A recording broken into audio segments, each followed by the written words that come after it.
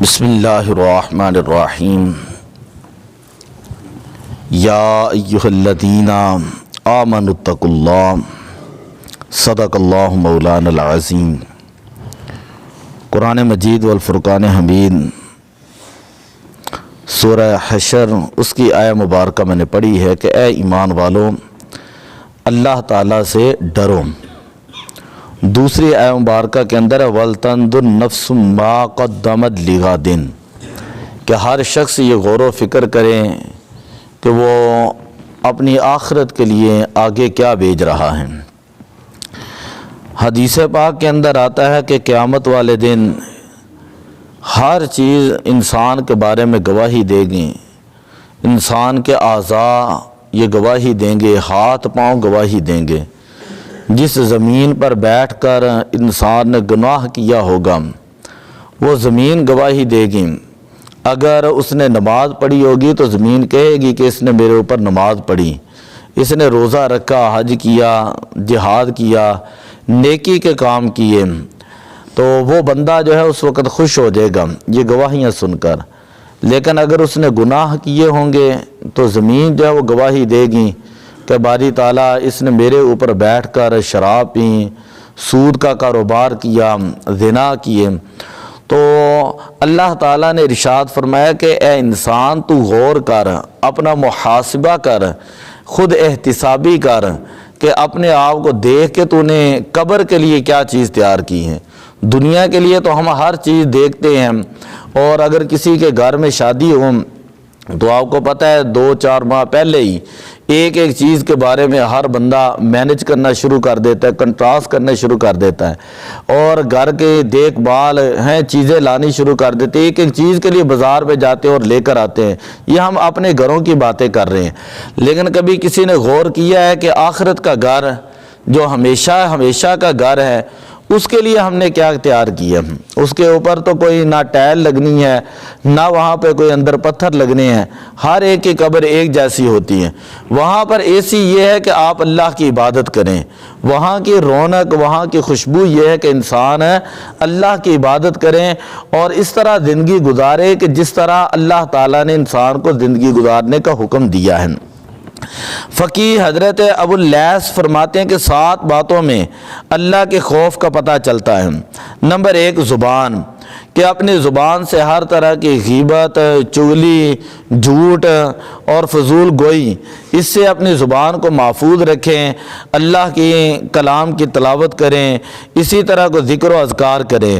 دوسرے نمبر پر اس کے دل سے پتہ چلے گا کہ اپنے دل سے ہر طرح کا حسد، ہر طرح کا بغض، ہر طرح کا کینہ وہ اپنے مسلمان بھائی کے بارے میں ختم کر دیں۔ اس لیے کہ حدیث پاک کے اندر آتا ہے الحسد یأکل الحسنات، حسد جو ہے وہ نیکیوں کو اس طرح کھا جاتا ہے کما تأکل النار الحطب، جس طرح آگ جو ہے وہ خشک لکڑی کو کھا جاتی ہے۔ تو اس لیے ہمیں کوشش یہ کرنی چاہیے کہ اپنے دل کو صاف رکھیں۔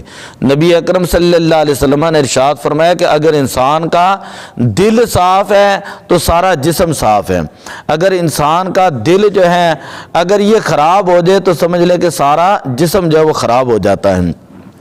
تیسری انسان کی نظر، کہ انسان کوشش کرے کہ بد نگاہی سے بچے، کوشش کرے کہ بد نگاہی سے بچے، بری چیزوں سے بچیں، اور دنیا کی طرح لالچ کی نظر سے نہ دیکھیں، بلکہ جب بھی دنیا کی طرف دیکھیں تو عبرت کی نگاہ سے دیکھیں کہ آج اتنا عالی شان گھر ہے تو اس گھر میں اس سے پہلے اس کے آباء و اجداد رہا کرتے تھے۔ یعنی عبرت کی نگاہ سے جب وہ دیکھے گا تو پھر اللہ کا نور جو انسان کی آنکھوں کے اندر آئے گا، اور جس طرح بھی وہ دیکھے گا اللہ کی قدرت کے اس کو نظارے نظر آئیں گے۔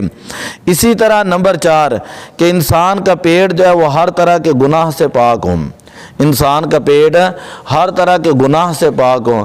ہم جو لقمہ کھائیں تو کھانے سے پہلے دیکھیں کہ یہ حلال بھی ہے یا حرام ہے۔ بعض اوقات ہوتا ہے ایسے ہے کہ چیز ہوتی حلال ہے لیکن ہم کھاتے اس انداز کے اندر ہیں کہ اس کھانے کے ساتھ بھی ہمیں گناہ مل جاتا ہے۔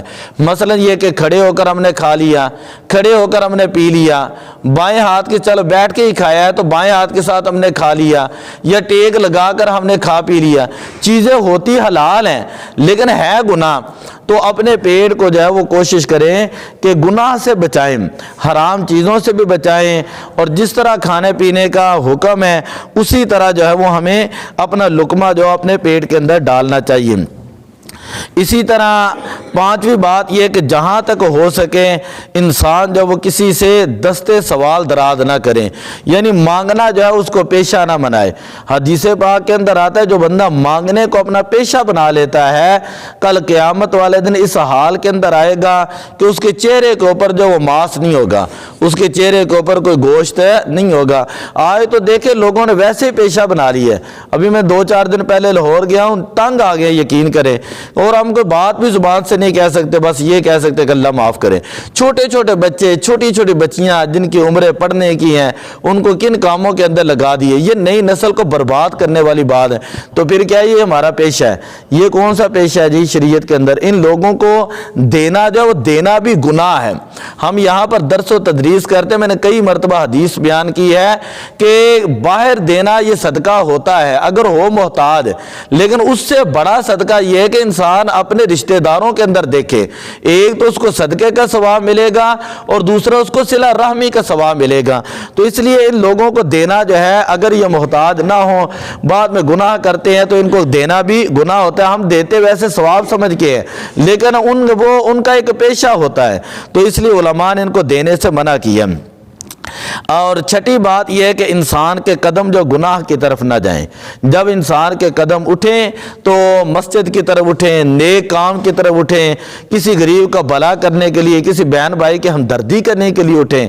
یہ نہیں ہے کہ جب بھی انسان کے قدم اٹھیں تو وہ کبھی کوئی سیلمے کے اندر جا رہا ہے، گناہ کی طرف جا رہا ہے، زنا کی طرف جا رہا ہے۔ نہیں، جب بھی انسان کے قدم اٹھے اللہ کی عبادت کے لیے اٹھے، جب بھی انسان کے قدم اٹھے اللہ کی عبادت کے لیے اٹھے، پھر ایک ایک قدم پر انسان کو اللہ تعالیٰ نیکی عطا فرماتا ہے۔ بات لمبی ہو جائے گی، وہ کہنا حدیث پاک کے اندر آتا ہے جب بندہ گھر سے صرف نماز کی نیت کر لیتا ہے، نماز کی گھر سے نیت کر لیتا ہے، وضو کر لیتا ہے، اور ایک ایک قدم چل کر اللہ کے گھر کی طرف آتا ہے، اللہ تعالیٰ ایک ایک قدم کے بدلے میں اس بندے کو ایک ایک نیکی عطا فرماتا ہے۔ اس کے ایک ایک قدم کے بدلے میں اللہ تعالیٰ اس کا جنت کے اندر ایک ایک درجہ جو بلند کر دیتا ہے، ایک ایک قدم کے بدلے میں اللہ تعالیٰ اس بندے کا ایک ایک گناہ جو مٹا دیتا ہے۔ تو اس لیے ہمیں کوشش کرنی چاہیے کہ جب بھی اپنے قدم اٹھائیں تو نیکی کی طرف اٹھائیں، اور ساتویں بات یہ ہے کہ جب بھی عبادت کریں تو اللہ کے رضا کے لیے کریں، اللہ کی رضا کے لیے۔ آپ حدیث پاک پڑھ لیں، آج کل جو ہے وہ پورے پاکستان کے اندر جو ہے اکثر مدارس کے اندر ختم بخاری شریف ہو رہا ہے۔ تو بخاری شریف جب ہم پڑھتے ہیں تو بخاری شریف کی سب سے پہلی حدیث پاک یہ ہوتی ہے انما الاعمال بالنیات، انما الاعمال بالنیات، کہ انسان کے اعمال کا دار و مدار نیتوں کے اوپر ہوتا ہے۔ میں نے ایک مرتبہ آپ کو مثال دی، میں نے یہ کہا تھا کہ ایک بندہ تھا، کسی نے لکھا ہے کتابوں کے اندر کہ وہ مسجد کے اندر نماز پڑھنے کے لیے آیا، تو اس نے تھوڑے سے جانور ادھر ادھر پھرتے ہوئے دیکھے تو اس نے وہاں مسجد کے دروازے پر ایک قلعہ لگا دیا، اور اس کی نیت یہ تھی کہ لوگ آئیں گے تو اس کے ساتھ اپنے جانور باندھ لیں گے۔ تھوڑی دیر کے بعد ایک اور بزرگ آئے تو انہوں نے یہ دیکھا کہ اس سے نمازی تکلیف ہوتی ہے، انہوں نے وہ قلعہ جو وہ کھیڑ دیا۔ تو علماء کہتے ہیں دونوں کی نیتوں پر اللہ تعالیٰ ان کو ثواب عطا فرمائے گا، کہ ہر ایک نیت اپنی اپنی ہے۔ تو جس نے نیکی کی نیت کی ہے اللہ تعالیٰ ادھر سے نیت کرتا ہے انسان۔ نبی پاک صلی اللہ علیہ وسلم نے فرمایا انسان چلتے چلتے یہ نیت کر لینا، کاش اللہ مجھے احد پہاڑ کے برابر سونا دے، میں اللہ کی راہ کے اندر خرچ کروں گا۔ دینا نہ دینا مقدر کی بات ہے، جب نیت کیا اللہ تعالیٰ احد پہاڑ کے برابر ہے سونا، احد پہاڑ کے برابر ہے سونا اللہ کی راہ میں خرچ کرنے کا ثواب اس بندے کو عطا فرما دیتا ہے۔ دعا اللہ عمل کی توفیق عطا فرمائے۔ الصلاۃ والسلام علیکم۔